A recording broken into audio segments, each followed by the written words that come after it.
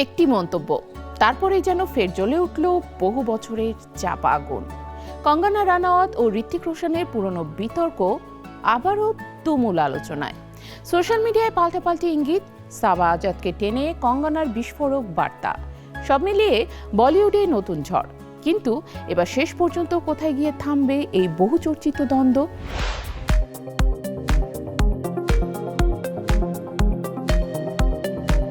দশ বছর আগেই সে বহুল আলোচিত সম্পর্কের গল্প কি আবারও ফিরছে শিরোনামে?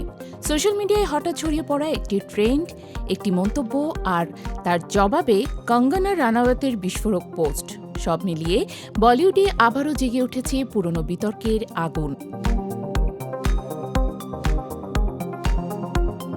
সম্প্রতি কঙ্গনা রানাওয়াত জেনজিকে কটাক্ষ করে নর্দমার প্রজন্ম মন্তব্য করলে তা ঘিরে শুরু হয় তীব্র সমালোচনা। সেই বিতর্কের ককরোচ জনতা পার্টির মুখপাত্র সৌরভ দাস রসিকতার ছলে ঋত্বিক রোশনের নাম টেনে আনেন। এরপরই সোশ্যাল মিডিয়ায় নতুন করে আলোচনায় আসে কঙ্গনা ঋত্বিকের বহু পুরনো আইনি ও ব্যক্তিগত দ্বন্দ্ব।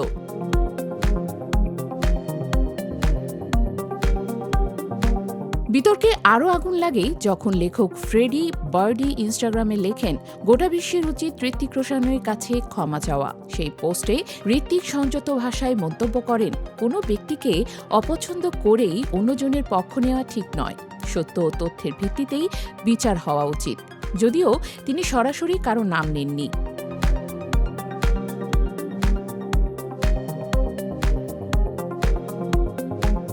নেটিজেনদের বড় অংশ মনে করেন ইঙ্গিতটি ছিল কঙ্গনার দিকেই। এরপর নীরব থাকেনি কঙ্গনা। ইনস্টাগ্রাম স্টোরিতে ঋত্বিক ও তার নাম বর্তমান সঙ্গী সাবা আজাদের প্রসঙ্গ টেনে তিনি লেখেন, একজন প্রতিশ্রুতিবদ্ধ সম্পর্কে থাকা মানুষের এমন মন্তব্য মানায় না, বরং নিজের নাম ব্যবহার করে যারা তাকে হেনস্থা করছে তাদের বিরুদ্ধেই ঋত্বিকের অবস্থান নেওয়া উচিত। একই সঙ্গে তিনি ঋত্বিককে আগুনে ঘি ঢালা বন্ধ করার আহ্বান জানান।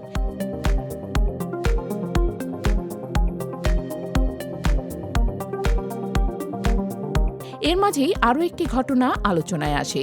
সামাজিক মাধ্যমে দাবি ওঠে কঙ্গনা নিয়ে করা একটি ব্যঙ্গাত্মক মিমে নাকি ঋত্বিক লাইক দিয়েছেন। যদিও পরে সেই পোস্ট ও কথিত লাইক দুটোই আর খুঁজে পাওয়া যায়নি, তবু গুঞ্জন থামেনি। উল্লেখ্য, কাইরসু ক্রিশ 3 ছবিতে একসঙ্গে কাজ করার সময় থেকেই কঙ্গনা ও ঋত্বিকের সম্পর্ক নিয়ে গুঞ্জন ছড়ায়।